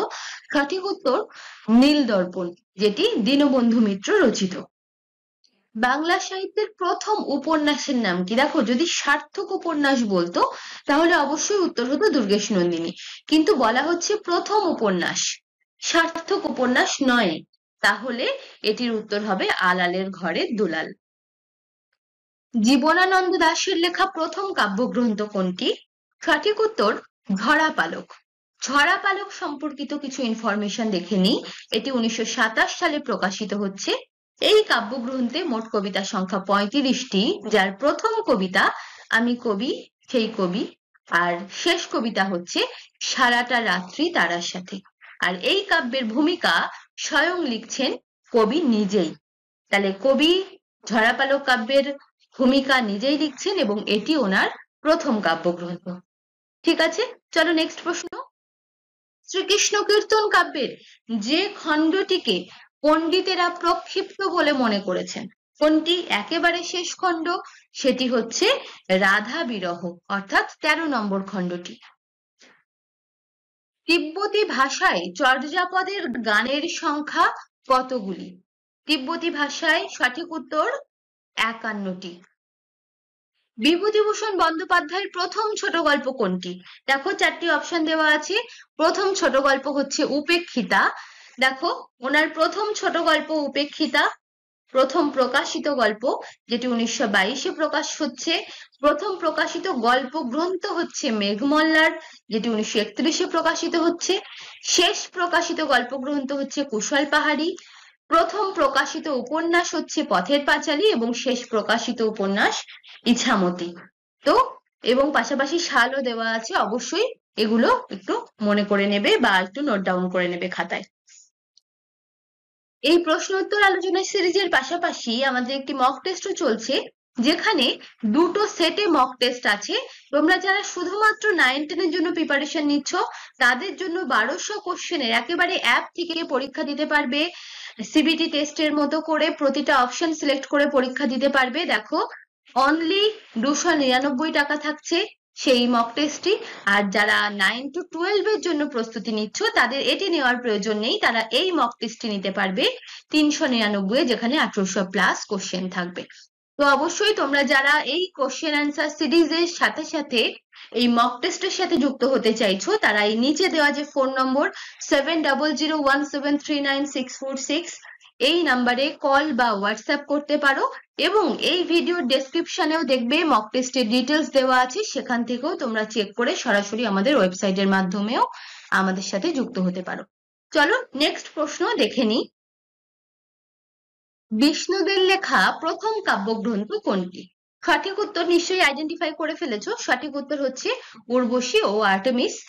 এখানে দেখো, ওনার আরো কিছু ইনফরমেশন জেনে নিই। বিষ্ণুদের লেখা প্রথম গল্প, দেখো যিনি কবি হিসাবে বিখ্যাত তার যে অন্যান্য যে সমস্ত ব্যতিক্রমী যে পাঠগুলো আছে সেগুলো কিন্তু একটু মনে রাখার চেষ্টা করতে হবে। যেমন বিষ্ণুদে উনি কবি হিসাবে আমরা পড়ছি, তো ওনার প্রথম গল্প যেমন বঙ্কিমচন্দ্রের আমরা একটি কাব্যগ্রন্থের নাম পাই, এগুলো একটু মনে রাখতে হবে। ঠিক আছে, তো বিষ্ণুদের প্রথম গল্প হচ্ছে পুরাণের পুনর্জন্ম, প্রথম কাব্যগ্রন্থ হচ্ছে উর্বশী এবং আর্টেমিস, আর শেষ কাব্যগ্রন্থ হচ্ছে আমার হৃদয়ে বাঁচো। প্রতিটার সাল দেওয়া আছে। উর্বশী আর্টেমিস 1932-এ, আমার হৃদয়ে বাঁচো 1981-তে, এবং প্রথম কাব্য সংগ্রহ, দেখো আলাদা কিন্তু কাব্যগ্রন্থ এগুলি, এটা কাব্য সংগ্রহ 21-22-1965-তে প্রকাশিত হচ্ছে। ঠিক আছে, গোড়া উপন্যাসটি কোন পত্রিকায় প্রথম ধারাবাহিকভাবে প্রকাশিত হচ্ছে? গোড়া উপন্যাস রবীন্দ্রনাথের, এটিকে মহাকাব্যিক উপন্যাসও বলা হচ্ছে। রবীন্দ্রনাথের একমাত্র মহাকাব্যধর্মী উপন্যাস গোড়া, যেটি প্রকাশিত হচ্ছে প্রবাসী পত্রিকাতে। শ্রীকান্ত উপন্যাসের পূর্ব নাম কি ছিল? নিশ্চয়ই তোমরা বুঝে গেছো, সঠিক উত্তর হচ্ছে শ্রীকান্তের ভ্রমণ কাহিনী। এই উপন্যাসটির 4টি পর্ব, প্রথম, দ্বিতীয়, তৃতীয় এবং চতুর্থ, যার প্রথম পর্ব থেকে তোমাদের 9ম শ্রেণীর পাঠ্য আছে ইন্দ্রনাথ ও শ্রীকান্ত। শেক্সপিয়ারের কমেডি অফ এরর্স এর বাংলা অনুবাদের নাম কি? শেক্সপিয়ারের কমেডি অফ এরর্স থেকে বাংলা অনুবাদ করেছিলেন, অনেকেই করেছেন। তো এর মধ্যে যে অপশনগুলি আছে, এই অপশনগুলি দেখো প্রতিটাই বিদ্যাসাগরের রচনা। তো বিদ্যাসাগর কমেডি অফ এরর্স থেকে যেটি অনুবাদ করেছিলেন সেটি হচ্ছে ভ্রান্তিবিলাস। রবীন্দ্রনাথের লেখা শেষ প্রবন্ধ গ্রন্থ কোনটি? সঠিক উত্তর সভ্যতার সংকট। আচ্ছা, তোমরা বলো তো দেখি, তোমাদের জন্য আজকের প্রশ্ন থাকলো রবীন্দ্রনাথের লেখা প্রথম প্রবন্ধ গ্রন্থ কোনটি?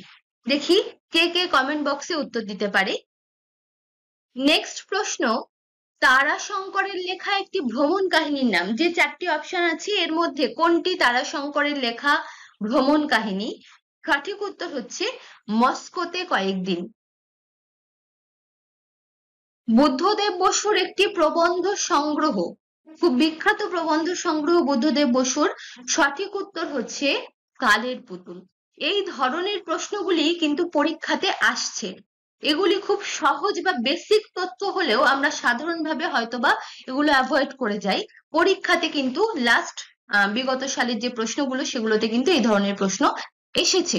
সুতরাং তোমরা অবশ্যই এই ধরনের বেসিক ইনফরমেশন গুলো একটু মনে রাখার চেষ্টা করো। বাংলা ভাষায় পত্রকাব্য রচনার কৃতিত্ব কার? দেখো, শুধুমাত্র সার্থক পত্রকাব্য নয়, বাংলায় প্রথম চতুর্দশপদী কবিতা বলি বা সনেট বা প্রথম সার্থক প্রহসন, প্রহসন আগে অনেক লেখা হয়েছে, কিন্তু সার্থক প্রহসন হিসাবে যার নাম বা রচয়িতা হিসাবে যার নাম আমরা পাই তিনি হচ্ছেন মাইকেল মধুসূদন দত্ত। তোমাদের জন্য প্রশ্ন থাকলো মাইকেল মধুসূদন দত্তের রচিত কাব্যটির নাম কি? অবশ্যই কমেন্ট করবে তোমরা। নেক্সট প্রশ্ন, কুহু ও কেকা কাব্যগ্রন্থের রচয়িতা কে? সঠিক উত্তর সত্যেন্দ্রনাথ দত্ত। মরীচিকা, মরুশিখা, মরুমায়া কাব্যগ্রন্থগুলির লেখক হলেন কে? দেখো, যখনই কাব্যগ্রন্থের নামের পাশাপাশি এই যে মরু শব্দটি আসছে, এই সবগুলি রচয়িতাকে একমাত্র যতীন্দ্রনাথ সেনগুপ্ত। ঠিক আছে, তাহলে সঠিক উত্তর যতীন্দ্রনাথ সেনগুপ্ত। তারাশঙ্কর বন্দ্যোপাধ্যায়ের প্রথম ছোট গল্প কোনটি? দেখো, এখানে আমি তোমাদের জন্য অপশন রাখিনি, কারণ এখানে বেশ কিছু ইনফরমেশন আমি বলবো। প্রথম ছোট গল্প বলতে আমরা রসকলির নাম জানি, কারণ তারাশঙ্কর বন্দ্যোপাধ্যায় নিজেই তার রসকলি গল্পটিকে তার প্রথম গল্পের মর্যাদা দিচ্ছেন। কিন্তু তারও আগে তিনি 3টি ছোট গল্প রচনা করেছিলেন। দেখো, তারাশঙ্কর বন্দ্যোপাধ্যায়ের প্রথম গল্প হচ্ছে স্রোতের কুটো, যেটি 1927 সালের পূর্ণিমা পত্রিকায় প্রকাশিত হচ্ছে। এই পত্রিকার সহ সম্পাদক তারাশঙ্কর নিজেই ছিলেন এবং এরপর তিনি আরো 2টি গল্প রচনা করেছেন। রসকলি হচ্ছে তার চতুর্থ গল্প, কিন্তু রচয়িতা তার প্রথম যে 3টি গল্প সেই 3টি গল্পকে তিনি গল্পের মর্যাদা দিতে চান না, সেই জন্য তিনি রসকলি গল্পকেই প্রথম গল্পের মর্যাদা দিয়েছেন। তাহলে সেই হিসাবে রসকলি গল্প প্রথম। যদি রচিত বা প্রকাশিত এরকম উল্লেখ করে দেওয়া হয় সেক্ষেত্রে ছোট গল্প হচ্ছে স্রোতের কুটো। এবার রসকলি সম্পর্কিত কিছু ইনফরমেশন দেখে নিই। রসকলি দেখো প্রকাশিত হচ্ছে 1938-এ, যেখানে স্রোতের কুটো প্রকাশিত হচ্ছে 1927-এ, মানে বেশ অনেক, প্রায় 10-11 বছর আগে। রবীন্দ্রনাথ ঠাকুরকে এই রসকলি গল্পটি উৎসর্গ করা হয়। তারাশঙ্কর বন্দ্যোপাধ্যায়ের প্রথম গল্প হিসাবে এটি ধরা হয়, যেহেতু লেখক নিজেই এটি বলছেন যে এটি আমার প্রথম গল্প, উনি আইডেন্টিফাই করছেন। গল্পটি প্রথম প্রবাসী পত্রিকাতে পাঠানো হয়েছিল, কিন্তু সেখান থেকে ফেরত আসে, যেটি কল্লোলে প্রকাশিত হচ্ছে 1928-এ। তাহলে পত্রিকায় প্রকাশ 1928, আর যেটি কাব্যগ্রন্থে প্রকাশিত হচ্ছে 1938-এ। ঠিক আছে, তাহলে এটি গেল তারাশঙ্কর বন্দ্যোপাধ্যায়ের প্রথম ছোট গল্প সম্পর্কিত ইনফরমেশন। বঙ্কিমচন্দ্রের কোন উপন্যাস সন্ন্যাসী বিদ্রোহের পটভূমিতে রচিত? দেখো, সঠিক উত্তর হচ্ছে আনন্দমঠ। এছাড়াও যদি বলা হয় বন্দে মাতারাম সঙ্গীতটি আমরা কোন গ্রন্থে পাই, সেটিও হচ্ছে আনন্দমঠ। শরৎচন্দ্রের আত্মপ্রকাশ দেনা পাওনা উপন্যাসের মধ্যে দিয়ে, বড়দিদি উপন্যাসের মধ্যে দিয়ে, গৃহদাহ উপন্যাসের মধ্যে দিয়ে, নাকি পথের দাবি উপন্যাসের মধ্যে দিয়ে? দেখো, অর্থাৎ ওনার প্রথম রচিত উপন্যাস কি সেটা জানতে চাওয়া হচ্ছে, তাই তো? তো সঠিক উত্তর এখানে বড়দিদি, কারণ শরৎচন্দ্রের, দেখো এখানে আমি নোটস থেকে ইনফরমেশন তুলেছি, প্রথম গল্প হচ্ছে মন্দির, যেটি 1903-এ প্রকাশিত। প্রথম উপন্যাস হচ্ছে বড়দিদি, যেটি 1913-তে প্রকাশিত। প্রথম গল্প গ্রন্থ হচ্ছে বিন্দুর ছেলে অন্যান্য গল্প, যেটি 1940-এ প্রকাশিত, এবং প্রথম প্রবন্ধ গ্রন্থ হচ্ছে, আমরা জানি শরৎচন্দ্র তার রচনাতে নারী চরিত্রকে অত্যাধিক প্রাধান্য দিয়েছেন। তো নারী চরিত্রগুলির যে প্রাধান্য সেটি তার আমরা প্রবন্ধের ক্ষেত্রেও দেখতে পাই, যে নারীর মূল্য, এটি তার প্রবন্ধ গ্রন্থ, যেটি 1924-এ প্রকাশিত হচ্ছে। ঠিক আছে। Greek Purana Apple of Discord এর কাহিনী অবলম্বনে রচিত নাটক কোনটি? অ্যাপেল অফ ডিসকর্ড থেকে কাহিনী নিয়ে রচনা করেছিলেন হচ্ছে মাইকেল মধুসূদন দত্ত, এবং গ্রন্থটি হচ্ছে, নিশ্চয়ই তোমরা আইডেন্টিফাই করে ফেলেছো, সঠিক উত্তর পদ্মাবতী। পদ্মাবতীর ঘটনাতে আমরা অ্যাপেল অফ ডিসকর্ডের প্রভাব দেখতে পাই। নীলদর্পণ নাটকটি প্রকাশিত হচ্ছে কত সালে? সঠিক উত্তর 1960 খ্রিস্টাব্দে। গিরিশচন্দ্র ঘোষের লেখা একটি সামাজিক নাটক হলো, 4টি অপশন দেওয়া হয়েছে, এর মধ্যে সামাজিক নাটক হচ্ছে প্রফুল্ল, এবং এর পরের দেখো, পরের যে দুটি অপশন চৈতন্য লীলা এবং জনা, এই দুটি হচ্ছে পৌরাণিক নাটক, এই দুটি হচ্ছে পৌরাণিক নাটক, আর লাস্ট আবু হোসেন, এটি হচ্ছে একটি গীতি নাটক। ঠিক আছে, তাহলে এটির পাশাপাশি আমরা এই ইনফরমেশন গুলো মনে রাখার চেষ্টা করব। রবীন্দ্রনাথের লেখা প্রথম নাটক কোনটি? সঠিক উত্তর বাল্মীকি প্রতিভা রবীন্দ্রনাথের প্রথম নাটক, যেটি 1881 সালে মঞ্চস্থ হচ্ছে, এবং এটি রবীন্দ্রনাথের প্রথম গীতিনাট্যও বটে। এই নাটকে তিনি ঋষি বাল্মীকির ভূমিকায় স্বয়ং অভিনয় করেছিলেন। ঠিক আছে, তাহলে এই ইনফরমেশনটিও মনে রাখবে। যদি এমন প্রশ্ন আসে যে অপশন দেওয়া হলো, বলা হলো যে এই নাটকগুলির মধ্যে কোন নাটকে রবীন্দ্রনাথ বা লেখক স্বয়ং অভিনয় করেছিলেন, সেক্ষেত্রে যদি বাল্মীকি প্রতিভা অপশনে থাকে, তো উত্তর বাল্মীকি প্রতিভা হবে। অবশ্যই উত্তরগুলো মনে রাখবে।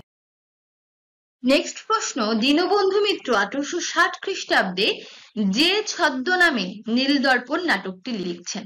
দেখো, আমরা এই ইনফরমেশনটিও পেয়ে যাচ্ছি সঙ্গে, 1860-এ প্রকাশিত হচ্ছে নীলদর্পণ, যেটি দীনবন্ধু মিত্র কি ছদ্মনামে লিখছেন? কেনচিৎ পথিকেনাভি প্রণীতম। ঠিক আছে, কেনচিৎ পথিকেনাভি প্রণীতম এই ছদ্মনামে। রবীন্দ্রনাথের শিশুদের নিয়ে লেখা গল্পগ্রন্থ কোনটি? 4টি গল্পগ্রন্থের নাম আছে, এর মধ্যে রবীন্দ্রনাথের শিশুদের নিয়ে লেখা গল্পগ্রন্থ হচ্ছে সে। অচলায়তন নাটকটির অভিনয় উপযোগী নাট্যরূপ হলো, দেখো রবীন্দ্রনাথ তার বেশ কিছু নাটককেও আলাদা করে অভিনয়ের উপযোগী করার জন্য নাট্যরূপ দিয়েছিলেন। তার মধ্যে অচলায়তন একটি, যার নাট্যরূপ হচ্ছে গুরু। এছাড়াও বেশ কিছু নাটক তিনি নাট্যরূপ দিয়েছিলেন। দেখো, শারদোৎসব, যেটির নাট্যরূপ হলো ঋণ শোধ, শারদোৎসব ঋণ শোধ। রাজা নাটকটি অরূপ রতন নামে পুনরায় নাট্যরূপ পায় অভিনয় উপযোগীর জন্য। অচলায়তন তো গুরু হচ্ছে, গোড়ায় গলদ হচ্ছে শেষ রক্ষা, রাজা ও রানী হচ্ছে তপতি। দেখো, শুধু রাজা বললে অরূপ রতন, রাজা ও রানী বললে তপতি, এবং প্রতিটার সালও এখানে দেওয়া আছে, তোমরা দেখে নেবে, আমি এটুকু আর বলছি না। এবং প্রায়শ্চিত্ত নাটকটি নাট্যরূপ হচ্ছে পরিত্রাণ। নেক্সট প্রশ্ন, মেবার পতন একটি, মেবার পতন কি? মেবার পতন প্রথমত তো নাটক, দ্বিতীয়ত এটি দ্বিজেন্দ্রলাল রায় রচিত, এবং এটি কি ধরনের নাটক? সেটি হচ্ছে, এটি একটি ঐতিহাসিক নাটক। মেবার পতন এই নাটকটির পাশাপাশি আমরা আরো বেশ কিছু নাটকের ইনফরমেশন রেখে নেব। দেখো, এগুলি সবগুলি দ্বিজেন্দ্রলাল রায়ের রচনা। দুর্গাদাস, যেটি 1906-এ প্রকাশ হচ্ছে, যার উৎস নেওয়া হচ্ছে, গল্পটির ঘটনা নেওয়া হচ্ছে জেমস টডের annals and antiquities of Rajasthan, এটা থেকে। সৌরভ রুস্তম 1908-এ প্রকাশ হচ্ছে, এটি একটি ইতিহাস আশ্রিত রোমান্টিক নাট্যকাব্য, যার মূল উৎস হচ্ছে ফেরদৌসের শাহনামা। নূরজাহান, যেটি প্রকাশিত হচ্ছে, ওটাও 1908-এ। এখানে আমরা কর্ণসিংহ চরিত্রে স্বদেশ প্রেমের এক গৌরবাত্মক ভূমিকা দেখতে পাই। লাস্ট আসছে মেবার পতন, এটিও একটি ঐতিহাসিক নাটক, যেটি 1908-এ প্রকাশ হচ্ছে, যার উৎস হচ্ছে জেমস টডের গ্রন্থ, এবং এই গ্রন্থে আমরা বঙ্গভঙ্গের সময়কালের এক প্রেক্ষাপট দেখতে পাই। প্রতিটি প্রশ্ন বলার শেষে উত্তরটি বলার আগে আমি একটু করে সময় দেব, অবশ্যই তার মধ্যে তোমরা উত্তরটি আইডেন্টিফাই করার চেষ্টা করবে। যদি উত্তরটি আইডেন্টিফাই করতে দেরি হয় তাহলে ভিডিওটি পজ করে উত্তরটি আইডেন্টিফাই করে তারপরে আবার ভিডিওটি অন করবে। চলো আজকে প্রথম প্রশ্ন দেখে নিই। কালী কীর্তন ও কৃষ্ণ কীর্তন গ্রন্থের রচয়িতা হলেন, কে রচনা করছেন? সঠিক উত্তর হচ্ছে রামপ্রসাদ সেন। যেখানে কালী কীর্তন গ্রন্থ সম্পর্কে তো আমরা জানি, কিন্তু কৃষ্ণ কীর্তন গ্রন্থ, দেখো কৃষ্ণ কীর্তন একটি অসম্পূর্ণ রচনা, অসম্পূর্ণ রচনা, কারণ এই গ্রন্থটি শেষ করা হয়নি, বা এই গ্রন্থটিকে আমরা একটি ক্ষুদ্র খণ্ডকাব্য বলতে পারি, খণ্ডকাব্য বলতে পারি। এটি উনি দেওয়ান রাজকিশোর রায়ের অনুরোধে রচনা করছেন। কবিতা সিংহের ছদ্মনাম কি? কবিতা সিংহের ছদ্মনাম হলো এর মধ্যে সুলতানা চৌধুরী, ইনি এই ছদ্মনামে লেখালেখি করতেন। চিনতে পারে না তাকে তাহার ভাস্কর, এখানে ভাস্করকে কোথা থেকে নেওয়া হয়েছে লাইনটি তোমরা কমেন্ট করে জানাবে কোথা থেকে নেওয়া হয়েছে। ভাস্কর বলতে এখানে ঈশ্বর এর কথা বলা হচ্ছে। ক্ষীরোদপ্রসাদ বিদ্যাবিনোদের বঙ্গের প্রতাপাদিত্য এই নাটকটির প্রকাশকাল কত? প্রকাশকাল হচ্ছে এটির 1903 খ্রিস্টাব্দ। রামপ্রসাদ সেনের জন্মস্থান কোথায়? রামপ্রসাদ সেন জন্মগ্রহণ করছেন হালি শহর। দেখো রামপ্রসাদ সেন 1720 খ্রিস্টাব্দে, মতান্তরে 1721 জন্মগ্রহণ করছেন উত্তর 24 পরগনার হালি শহরের কুমারহট্ট গ্রামে। ঠিক আছে, তাহলে এটি হালি শহরে জন্মগ্রহণ। শক্তি চট্টোপাধ্যায়ের লেখা প্রথম কবিতার নাম কি? ওনার লেখা প্রথম কবিতা হচ্ছে যম, যেটি 1956 সালে বুদ্ধদেব বসুর সম্পাদিত কবিতা পত্রিকায় প্রকাশিত হচ্ছে। লোড চন্দ্রানী কাব্যটি কোন রীতিতে লেখা? লোড চন্দ্রানী লেখা হচ্ছে দৌলত কাজী লোড চন্দ্রানী পাঁচালী রীতিতে লেখা হচ্ছে। কমলাকান্তের বাসস্থান কোথায়? কমলাকান্ত জন্মগ্রহণ করছেন বর্ধমানের অম্বিকা কালনাতে, বর্ধমানের অন্তর্গত এটি। ঠিক আছে। সৈয়দ আলাওলের শেষ রচনা কোনটি? সঠিক উত্তর হচ্ছে সেকেন্দারনামা, সৈয়দ আলাওলের শেষ রচনা। দেখো সেকেন্দারনামা সম্পর্কিত কিছু ইনফরমেশন। 1671 খ্রিস্টাব্দে এটির রচনা। এর উৎস হচ্ছে নেজামি সমরকন্দের ইস্কান্দারনামা, যেটি একটি ফরাসি কাব্য। রাজা চন্দ্র সুধর্মার অমাত্য নবরাজ মজলিসের পৃষ্ঠপোষকতায় এটি রচনা হচ্ছে। এখানে আমরা আলেকজান্ডারের ভারত আক্রমণের কাহিনী দেখতে পাই। সেকেন্দারনামা রচনা করছেন উনি, যেটি মূল গ্রন্থ ফার্সি, এবং এটিকেই ওনার শেষ কাব্য বলে বলা হচ্ছে। তিন পাহাড়ের কোলে কবিতায় তিন জোড়া চোখ কোথায় আটকে গেল? দেখো তিন জোড়া চোখ আটকে গিয়েছিল ফ্রেমে। কবিতার লাইন এখানে তোলা হয়েছে। দেখো অন্ধকারে তিন পাহাড়ে ট্রেনের থেকে নেমে হাওয়া বিলাসী তিন জোড়া চোখ আটকে গেল ফ্রেমে। তাহলে এখানে কবিতা অনুযায়ী উত্তর হচ্ছে ফ্রেম। এবার সেই ফ্রেমটা কি সে বিষয়ে বর্ণনা দেওয়া হয়েছে, কিন্তু কবিতা অনুযায়ী উত্তর হবে ফ্রেম। শক্তি চট্টোপাধ্যায়ের প্রথম কাব্যের নাম কি? শক্তি চট্টোপাধ্যায়ের প্রথম কাব্য হচ্ছে হে প্রেম হে নৈশব্দ। দেখো আমাদের এই প্রশ্ন উত্তর আলোচনার পাশাপাশি একটি প্রশ্ন উত্তর সিরিজও চলছে, যেখানে তোমরা 1200 কোশ্চেনের মক টেস্ট দিতে পারবে। যারা শুধুমাত্র 9-10 এর জন্য আছো তারা 1200 কোশ্চেনের এই সেটটা নিতে পারো, যেটা মাত্র 299 টাকায়। এখানে 20টা সেট পাবে, 60টা প্রশ্নের। আর যারা 11-12 এর জন্য আছো বা 9 to 12 এর জন্য আছো তাদের এটি নেওয়ার প্রয়োজন নেই। তারা 399 এর এই মক টেস্টটি নিলে সেখানে 60টি কোশ্চেনের 30টা সেট পাবে, 1800 প্লাস কোশ্চেন থাকবে সেখানে। এবং পরীক্ষা দেওয়ার পর তোমরা সেখান থেকে প্রশ্নের সঠিক উত্তর, ভুল উত্তর, সলিউশন সমস্ত কিছুই এখান থেকে দেখে নিতে পারবে। তো যারা এই মক টেস্ট সিরিজ পারচেস করতে চাইছো তারা দেখো ভিডিও ডেসক্রিপশনে একটি ভিডিও লিংক দেওয়া আছে, সেখান থেকেও দেখতে পারো, অথবা এই ফোন নম্বর 7001739646 এই ফোন নম্বরে কল বা হোয়াটসঅ্যাপ করে আমাদের সাথে সরাসরি যোগাযোগ করে নিতে পারো। চলো আজকের পরের প্রশ্ন। কানাই, সতু, আমি আর একজন, এখানে এই একজন বলতে কার কথা বলা হয়েছে? এই একজন হচ্ছে সারদার কথা বলা হচ্ছে। নেওয়া হয়েছে কোথা থেকে? শাবলতলার মাঠ, তাই তো? জ্ঞানচক্ষু গল্পে জহুরি বলতে কাকে বোঝানো হয়েছে? জহুরি বলতে এখানে বোঝানো হচ্ছে জ্ঞানচক্ষু গল্পে নূতন মেশোকে। বুধবার পাখি কবিতাটি কোন কাব্যের? বুধবার পাখির কাব্যগ্রন্থের নাম হচ্ছে যৌবন বাউল। আলোকরঞ্জন দাশগুপ্ত রবীন্দ্র পুরস্কার পান কোন কাব্যের জন্য? দেখো, তোমরা 9, 10 বা 11, 12 যে কোনো পাঠেরই যখন টেক্সট পড়ছো, তখন টেক্সটের সাথে, আমি এর আগের ভিডিওগুলোতেও বলেছি তোমাদের, যে টেক্সটের সাথে কবি সম্পর্কিত বা লেখক সম্পর্কিত যে ইনফরমেশন গুলো, সেগুলো অবশ্যই একটু ভালো করে পড়বে, কারণ সেগুলো সিলেবাসের অন্তর্ভুক্ত। তো যাই হোক, আলোকরঞ্জন দাশগুপ্ত রবীন্দ্র পুরস্কার পাচ্ছেন তার ধুলো মাখা ঈশ্বরের জামা এই কাব্যটির জন্য। মেঘ 4 প্রকার, সম্বর্ত, আবর্ত, উৎকর, আরেকটি। সঠিক উত্তর এখানে দেখো, কলিঙ্গ দেশের ঝড় বৃষ্টি থেকে নেওয়া হচ্ছে। সঠিক উত্তর হচ্ছে দ্রোণ। দেখো, চারি মেঘ আর অষ্ট গজরাজের কথা আসছে এই কলিঙ্গ দেশের ঝড় বৃষ্টিতে, যেখানে সম্বর্ত, আবর্ত, পুষ্কর এবং দ্রোণ। ইলিয়াস রচনাটিতে বুড়ো বুড়ির জন্য কার করুণা হয়েছিল? সঠিক উত্তর এখানে মোহাম্মদ শাহের করুণা হয়েছিল। ইলিশ কবিতায় ইলিশ উৎসব কোথায় হয়? ইলিশ উৎসব হয় কলকাতায়। আলো বাবু গল্পে বিনুর বয়স কত? বিনু হচ্ছে অবিনাশ বাবুর ছেলে, তার বয়স হচ্ছে 10 বছর। যাত্রা মোড়ে আসছে আস্তে আস্তে কোন রচনায় আছে? যাত্রা মোড়ে আসছে আস্তে আস্তে বলা হচ্ছে আমাকে দেখুন থেকে। তো সঠিক উত্তর আমাকে দেখুন। রূপসী বাংলা কাব্যটি কাকে উৎসর্গ করা হয়?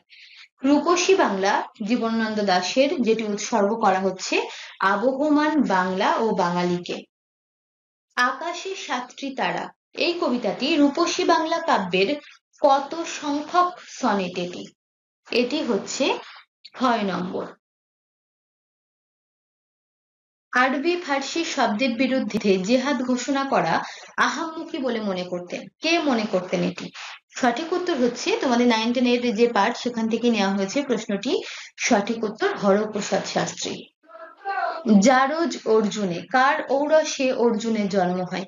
এখানে জারজ বলা হচ্ছে অর্জুনকে, কেন? তার কারণ হচ্ছে যে অর্জুন পাণ্ডুপুত্র নামে খ্যাত হলেও উনি আসলে ইন্দ্রের সন্তান। তো এখানে অর্জুনের জন্ম জারজ অর্জুন বলা হচ্ছে, ইন্দ্রের ঔরসে অর্জুনের জন্ম হয়। সে ফিরে তেলেনাপোতার স্মৃতিকে কি বলে মনে হবে? কলকাতায় ফিরে তেলেনাপোতার স্মৃতিকে এক অবাস্তব কুয়াশার কল্পনা মাত্র মনে হবে। মালাধর বসুকে গুণরাজ খান উপাধি দেন যিনি? মালাধর বসু শ্রীকৃষ্ণ বিজয় কাব্যের রচয়িতা, ওনাকে গুণরাজ খান উপাধি দিচ্ছেন রুকনুদ্দিন বরবক শাহ। বর্ধমান রাজবাড়ি থেকে প্রকাশিত কমলাকান্তের পদাবলী সংগ্রহের মোট পদের সংখ্যা কতগুলি ছিল? সঠিক উত্তর মোট পদের সংখ্যা ছিল 269টি, যার মধ্যে দেখো, বর্ধমানের রাজবাড়ি থেকে প্রকাশিত কমলাকান্তের পদাবলী সংগ্রহ বা শ্যামা সঙ্গীতের মোট পদ 269, তার মধ্যে 245টি হলো শ্যামা বিষয়ক এবং 24টি বৈষ্ণব ভাবাপন্ন রাধাকৃষ্ণ বিষয়ক পদ পাই আমরা। ঠিক আছে, আর ভিডিওর শেষে তোমাদের জন্য থাকলো 5টি প্রশ্ন। এই প্রশ্নগুলির উত্তর আমি নেক্সট ভিডিওতে বলে দেব। অবশ্যই এই 5টি প্রশ্ন তোমরা কমেন্ট বক্সে উত্তর করে জানাবে। মধুসূদন দত্ত জনা নামটি কোথা থেকে গ্রহণ করছেন, অর্থাৎ কোন গ্রন্থ থেকে গ্রহণ করছেন? দুঃখ জয়ের কবি কাকে বলা হয়? রামপ্রসাদ সেনের জীবনী গ্রন্থটি কে লিখছেন এবং সেই গ্রন্থটির নাম কি? আলাওল যার আদেশে সাইফুল মুলুক বদিউজ্জামাল কাব্যটি রচনা করছেন বা সমাপ্ত করছেন? আর লাস্ট প্রশ্ন হচ্ছে দৌলত কাজী কোন সুফি সম্প্রদায়ের লোক ছিলেন? এই প্রশ্ন 5টি অবশ্যই তোমরা কমেন্ট করে জানাবে। আজকের ভিডিও এই পর্যন্ত। ভিডিওটি ভালো লাগলে অবশ্যই লাইক, কমেন্ট এবং বন্ধুদের সাথে শেয়ার করে নিও।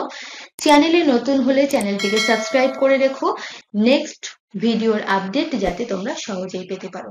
দেখা হচ্ছে নেক্সট ভিডিওতে। তত সময়ের জন্য প্রত্যেকে ভালো থেকো, পড়াশোনা করো।